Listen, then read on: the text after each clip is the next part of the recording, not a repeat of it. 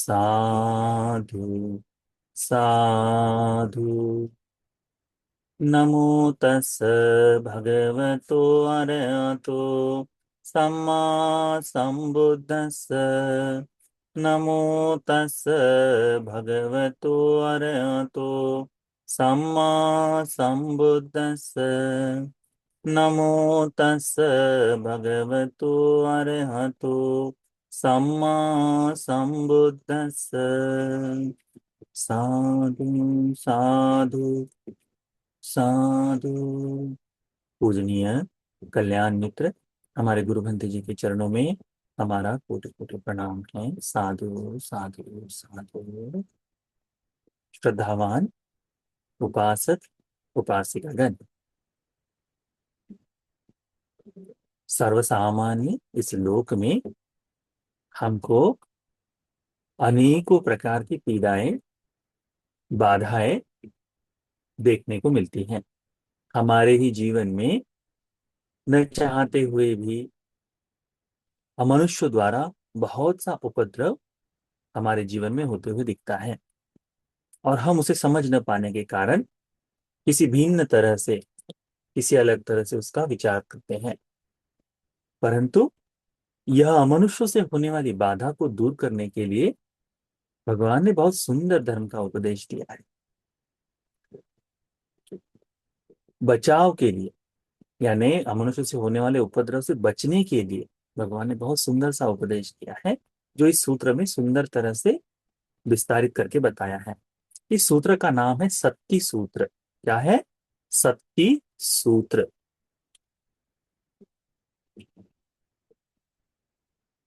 सत्ती का मतलब हो सकता है आयुध। ठीक है, तो तीर की जो तीर हो या भाले की जो आगे की नोक है, इसे, तो भाले के आगे के भाग को उपदेशित करके भगवान ने ये उपदेश दिया है। यह धर्म का उपदेश भगवान बुद्ध जी ने श्रावस्ती में ही दिया था। श्रावस्ती में भगवान जब जेतवन में अनाथ पिंड द्वारा दिए गए उस आश्रम में विराजमान थे, उस समय भगवान बुद्ध जी ने भिक्षुओं को आमंत्रित किया। भिक्खवो कहा, और भिक्षुओं ने भगवान बुद्ध जी को भदंत कहते हुए उत्तर दिया। भगवान बुद्ध जी उन्हें इस तरह से उपदेश देते हैं। भगवान उनको कहते हैं, सेयथा भिक्खवे सत्ति तिन्न फला।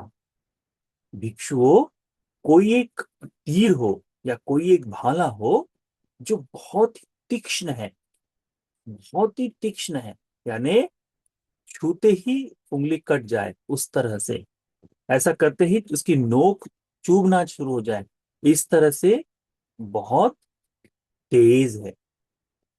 अथ पुरुषो आगच्छे, तब वहां कोई एक पुरुष आए, एक व्यक्ति आए और कहे, अहं इमं सत्तिं तिन्न फलं पानिना वा मुट्ठिना वा पटिले पटिलेनिस्सामि पटिकोटिस्सामि पटिवट्टिस्सामि। तब कोई एक व्यक्ति आए और वह कहे कि मैं अपने हाथ से या मुक्के से या फिर इससे किसी तरह से उस भाले को, उस बिल्कुल तेज से तीक्ष्ण को मैं मोड़ दूंगा, तोड़ दूंगा। उसको मोड़ के पुनः वापस जिस तरह से लेकर आते हैं, इस तरह से मैं अपने हाथों से कर लूंगा। भगवान वो कहते हैं, तांकिंग मान्यत भिक्खवे, भिक्षु तुम क्या कहते हो इस बारे में? भव्वो नुकोसो पुरिसो अमुम सत्तिं तिन्न फलं पानिना वा मुट्टिना वा पटिलेनी तू पटिकोटे तुम पटिवट्टे तुम ती। तुम्हें क्या लगता है भिक्षु, इस बारे में तुम क्या कहते हो कि क्या ये व्यक्ति, इससे संभव हो पाएगा कि उस तेज ऐसे तीर को, बिल्कुल तीक्ष्ण ऐसे तीज तीर को अपने हाथों से हो या मुक्के से हो, वह उसे तोड़े, मोड़ दे, उसको अपनी जगह से खराब कर दे? तोड़ने मोड़ने का काम वो क्या कर सकता है अपने हाथों से? हम्म क्या लगता है आपको कि वो तोड़ पाएगा? हम्म क्या उसको पीट पाएगा? हम्म? भिक्षु भिक्षु लोग उत्तर देते हैं, नो ही तंग मानते, भगवान वो नहीं कर पाएगा। तंग किससे है? तो उसका कारण क्या है पूछते हैं। कहते हैं, असु ही भानते सत्ती तिन्न फला।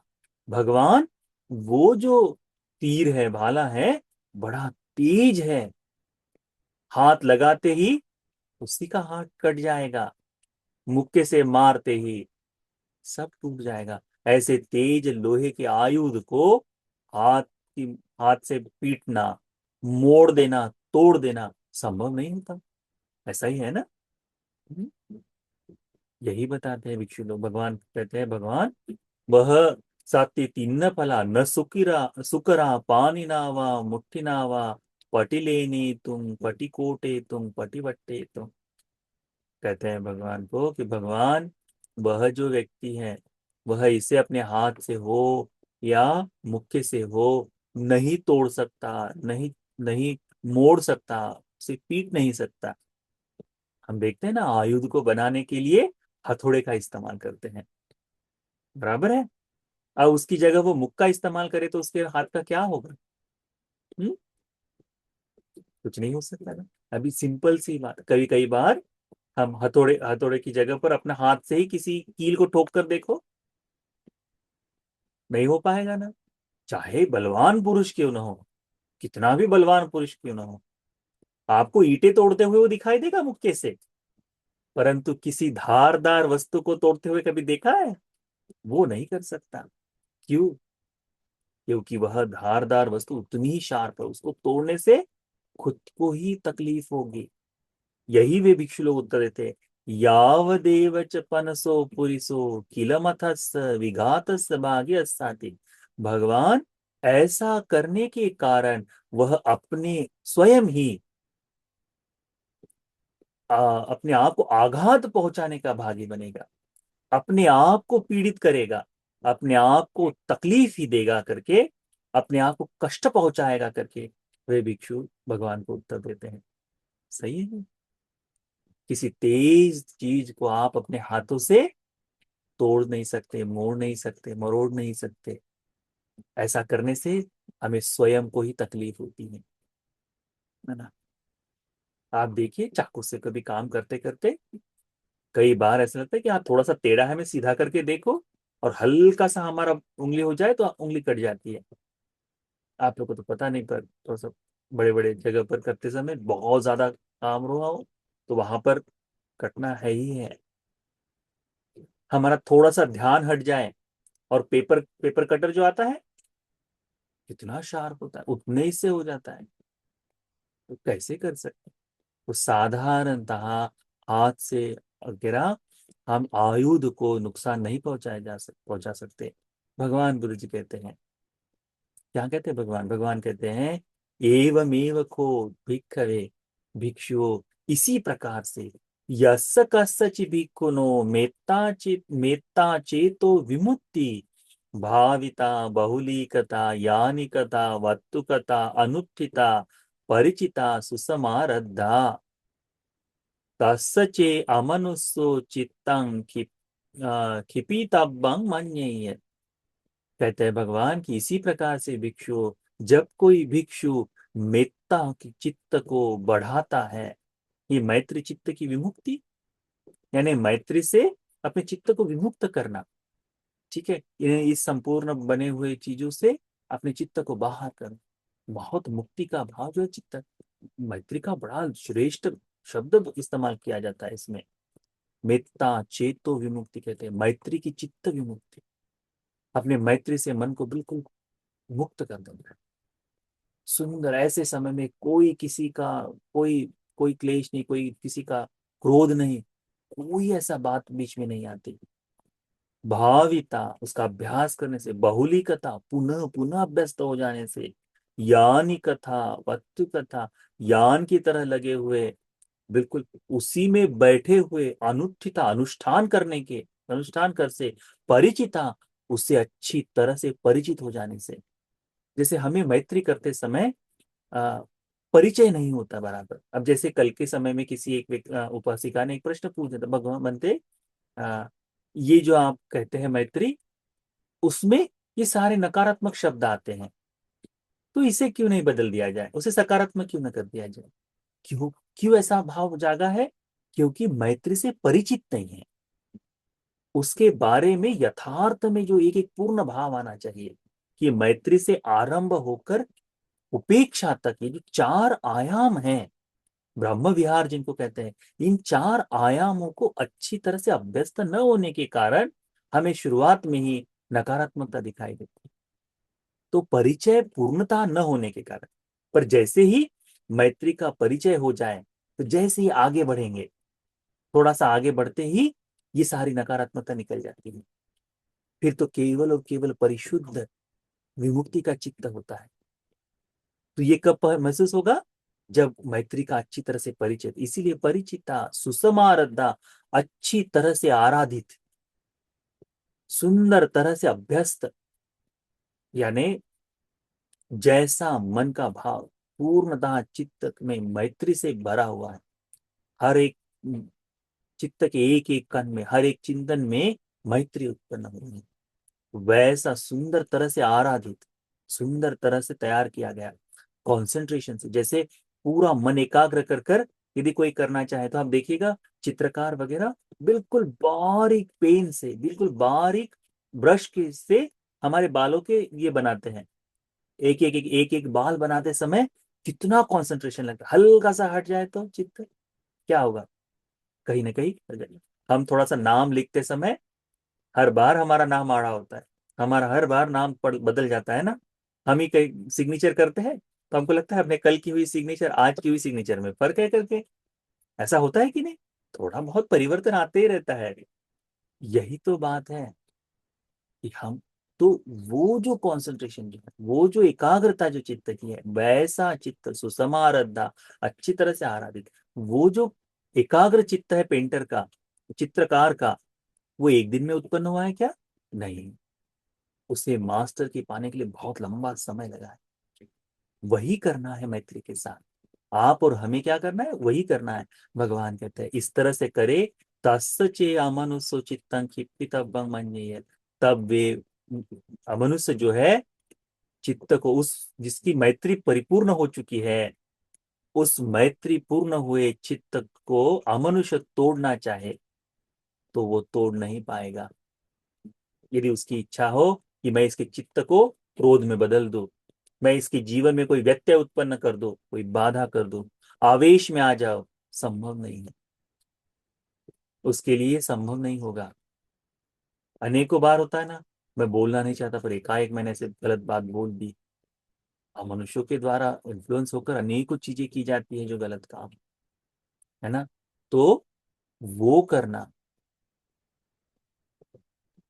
तो ये जो है उस अमनुष्य के लिए संभव नहीं हो पाएगा।